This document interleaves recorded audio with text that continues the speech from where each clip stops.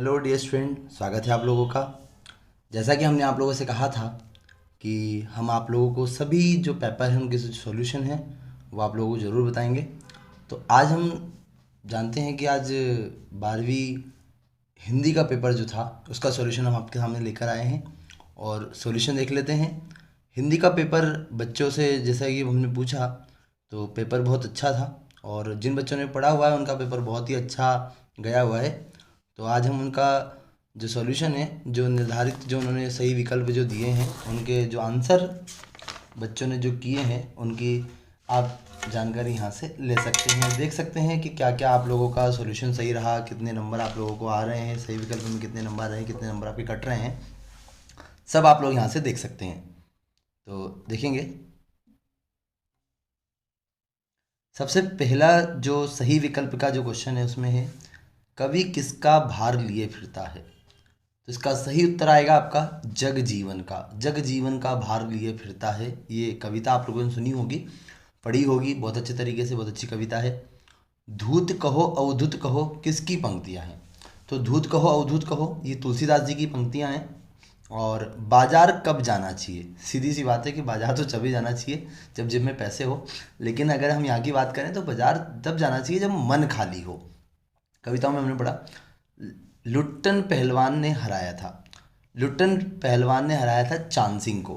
बहुत ही अच्छा प्रश्न था ये, अच्छा वाक्यांश भी बहुत अच्छा था जिसको हमने पढ़ा हुआ होगा हिंदी में आप लोगों ने। तो लुट्टन पहलवान ने जो हराया था वो चांद सिंह को हराया था, इसका सही जवाब चांद सिंह है।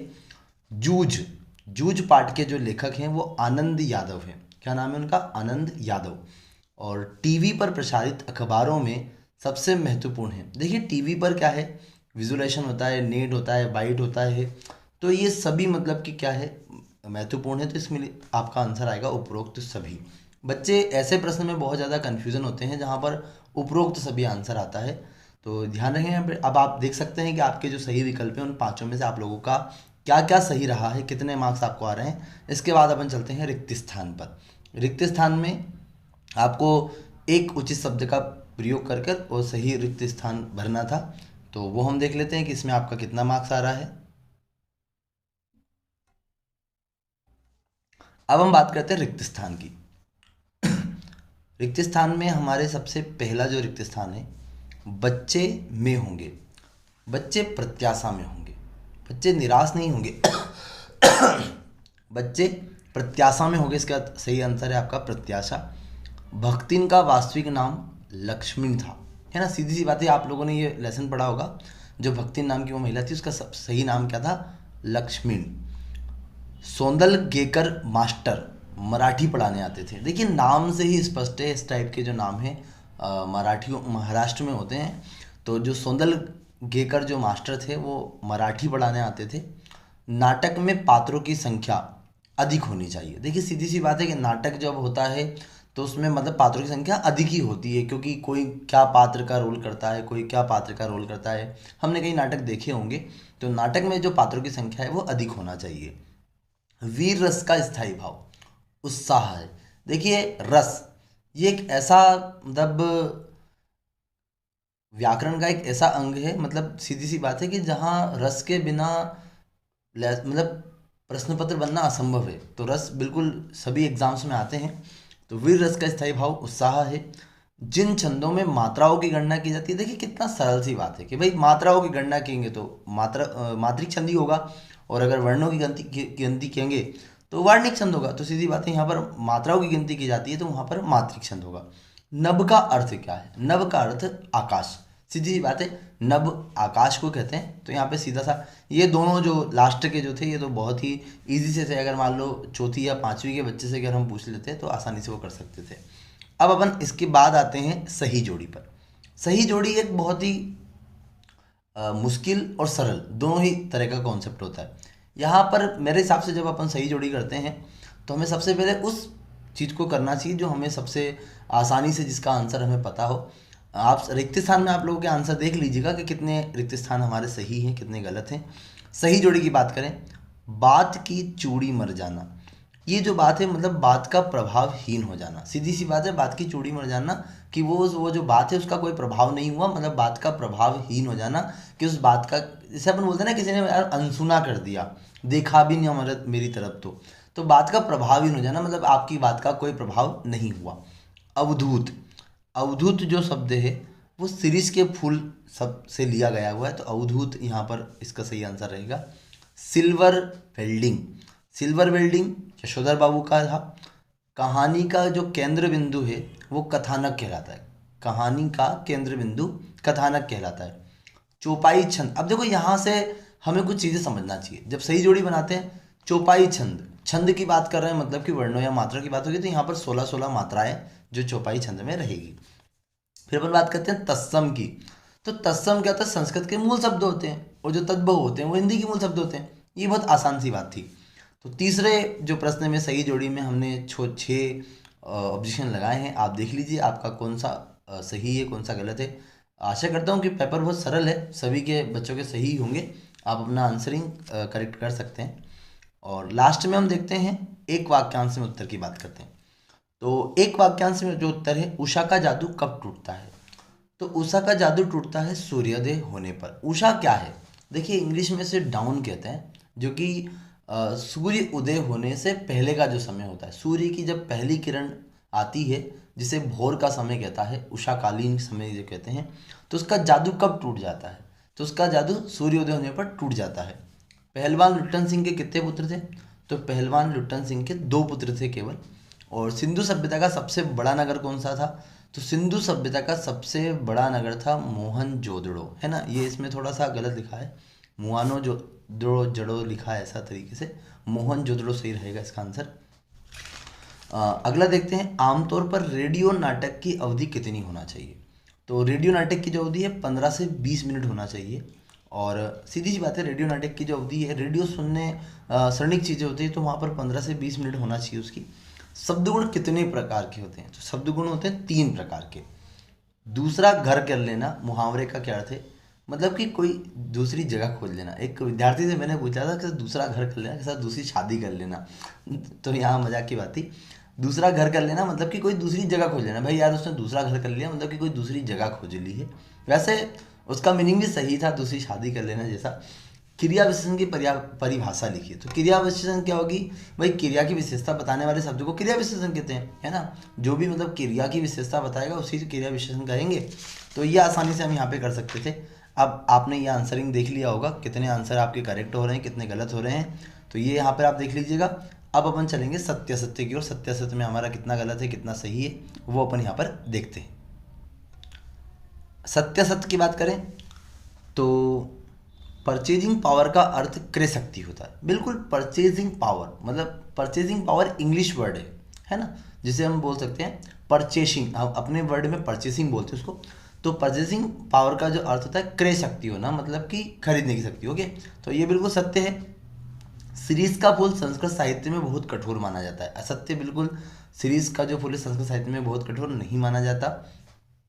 आगे देखते हैं, राखललाल दास बनर्जी 1922 में मोहनजोदड़ो गए थे, बिल्कुल सत्य है। ये मैंने आपसे जरूर गलत कहा था लेकिन सही शब्द है मोहनजोदड़ो, है ना, ये सही है।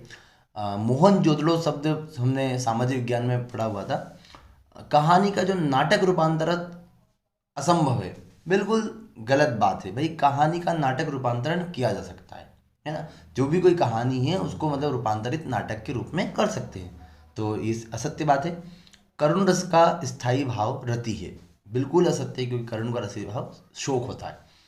प्रिया बहुत बातूनी है, मैं बातूनी शब्द क्रिया विशेषण है, गलत, पॉसिबल ही नहीं है ना भाई। क्रिया विशेषण अभी हमने जसली पढ़ा कि जो क्रिया की विशेषता बताए, है ना, अब यहाँ पे प्रिया बहुत बातूनी है, मैं बातूनी शब्द की बात कर रहे हैं, तो बातूनी होता होना तो अपने आप में ही एक क्रिया है, तो यहाँ पर ये क्रिया विशेषण नहीं रहेगा। आगे हम इनके प्रश्नों को देखते हैं। बच्चे किस आशा में नीड़ से झांक रहे होंगे, है ना, कि माँ दाना लेकर आ रही होगी, इस प्रकार का ये आपने लेसन पढ़ा होगा। भाषा को सहूलियत में बरतने का क्या अभिप्राय है। उषा कविता में कवि ने भोर के नभ की तुलना किससे की है ना, भोर के नभ जो मैंने आप लोगों को अभी जस्टली बताया था कि सूर्य उदय के होने वाला जो पहले वाला जो होता है जो समय होता है उसे भोर कहते हैं, उषा कहते हैं।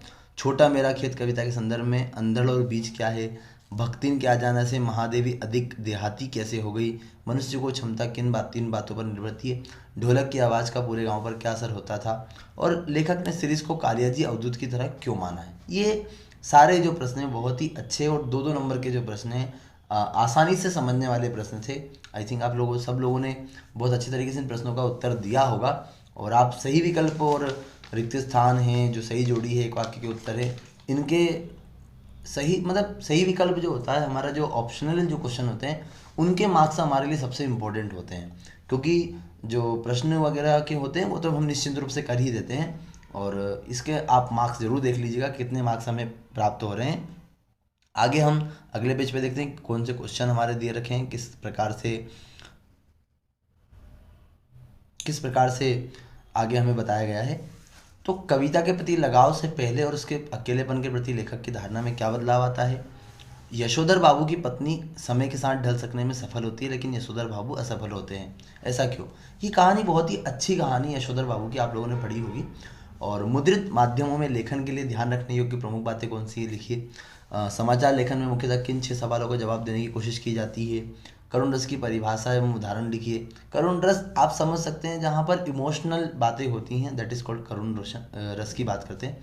विरोधाभास अलंकार, विरोधाभास अलंकार जहाँ पर अलंकार एक व्याकरण का एक बहुत ही अच्छा अंग है। ये भी अलंकार का मतलब होता है काव्य की सौंदर्यता बढ़ाना, सीधी सी बात है। तो यहाँ पर हमने कई अलंकार पढ़े हैं, अनुप्रास अलंकार, उपमा अलंकार, रूप अलंकार, यमक अलंकार। तो विरोधाभास अलंकार की बात यहाँ पर कर रहे हैं। तो विरोधाभास अलंकार मतलब जहाँ पर विरोध उत्पन्न होता हो, सीधी सी बात है। सोरठा छंद की परिभाषा एवं उदाहरण, अभिधा शब्द शक्ति की परिभाषा, मुहावरे और लोकोक्ति में 2 अंतर।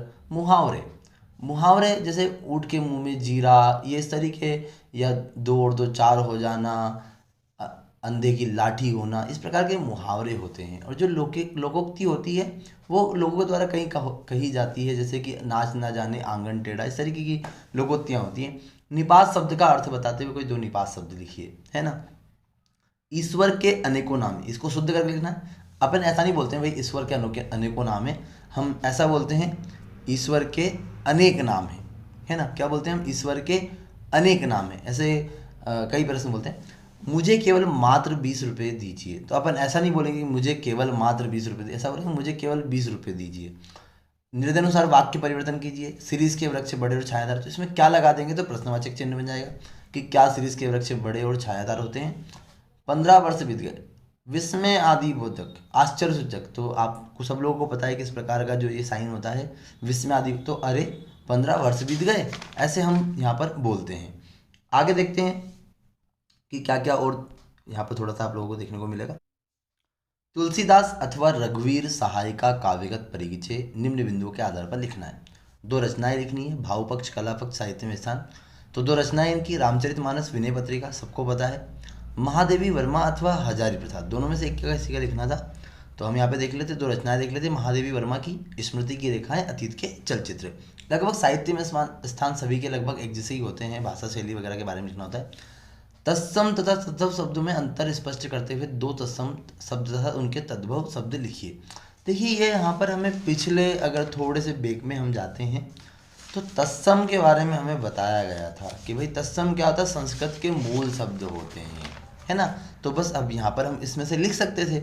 उपसर्ग एवं प्रत्यय में अंतर दीजिए, कितना सरल सा प्रश्न है। उपसर्ग वे शब्द या शब्दांश जो किसी शब्द के आगे लगकर उसका अर्थ परिवर्तन कर दे, उपसर्ग। प्रत्यय वह शब्द या शब्दांश जो किसी शब्द के पीछे लगकर उसका अर्थ परिवर्तन कर दे, प्रत्यय, है ना।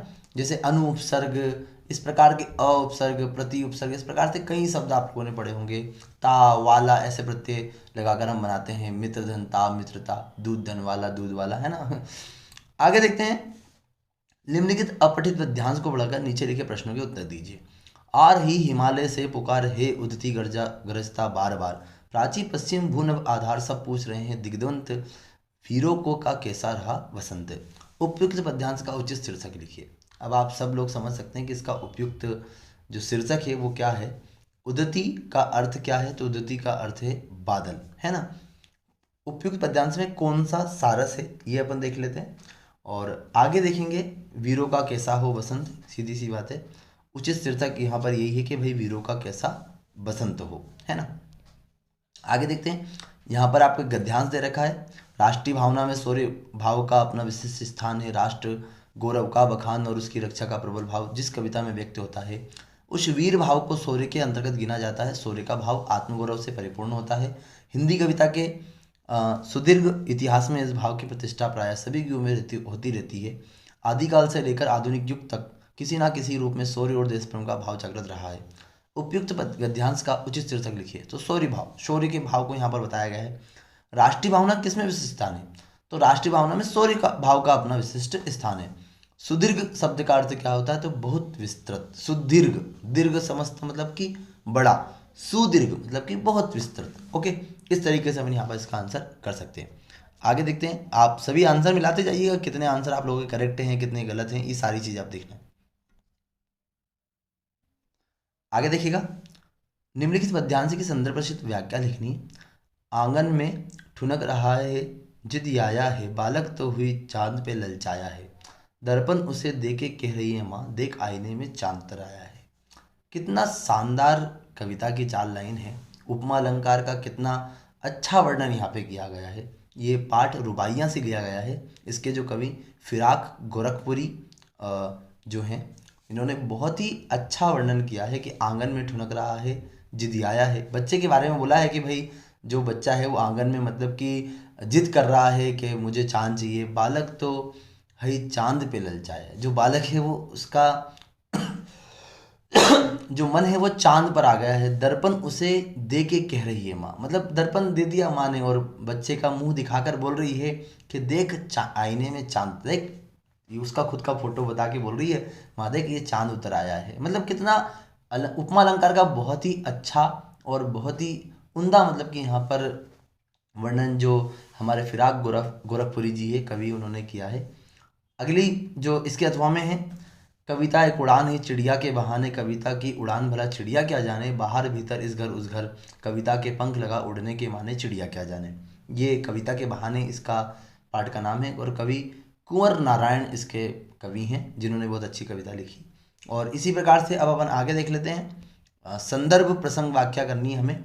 पेशा पावर है, जो कि सबसे पहले अपन ने जो एक वर्डनेशन पढ़ा था, याद हो तो आप लोगों को, परचेजिंग पावर, उसी में से ये लिया गया है। तो पैसा पावर है पर उसके सबूत में आसपास माल टाल जमा ना हो, तो क्या वह खाक पैसा है? पैसे को देखने के लिए बैंक हिसाब देखिए, पर माल असबाब मकान कोठी तो अनदेखे भी दिखते हैं, है ना। पैसे की उस परचेसिंग पावर के प्रयोग में ही पावर का रस है। ये पाठ बाजार दर्शन से लिया गया है। इसके जो लेखक हैं वो जैनेन्द्र कुमार हैं। कौन है इनके? जैनेन्द्र कुमार, है ना। आगे देखते हैं, रात्रि की विवशा को सिर्फ पहलवान की ढोलक ही ललकार कर चुनौती देती रहती है। पहलवान संध्या से सुबह तक चाहे जिस ख्याल से ढोलक बजाता हो, किंतु गांव के अर्धमृत औषधि उपचार पथ्य विहीन प्राणियों में वह संजीवनी शक्ति ही भरती थी। ये पाठ पहलवान की ढोलक, लेखक फणीश्वरनाथ रेणु, यहाँ से लिया गया है। आसानी से आप संदर्भ प्रश्न व्याख्या कर सकते हैं।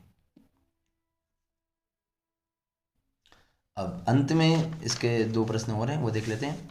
तो जबलपुर नगर निगम के निगमायुक्त को नियमित जल आपूर्ति करवाने हेतु आवेदन पत्र लिखिए। गर्मियों के समय शुरू हो गए हैं, निश्चित रूप से इस प्रकार के पत्र हमें भी लिखने पड़ सकते हैं।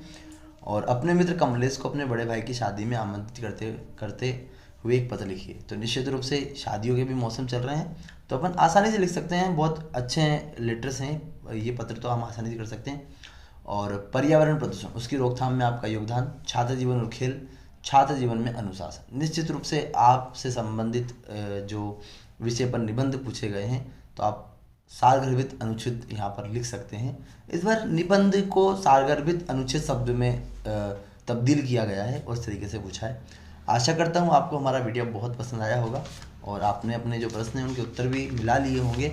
तो जो भी आपके प्रश्न गलत है सही है, आप अपना मूल्यांकन कर सकते हैं कि कितने प्रश्न के जो अंक हैं वो आप लोगों को मिले हैं। और आपके अगले प्रश्न पत्र की आप तैयारी करें। Best of luck. जिन भी विषयों का आपका पेपर है, आशा करते हैं कि आप उसमें बेहतर करेंगे। और इसी के साथ थैंक यू वेरी मच।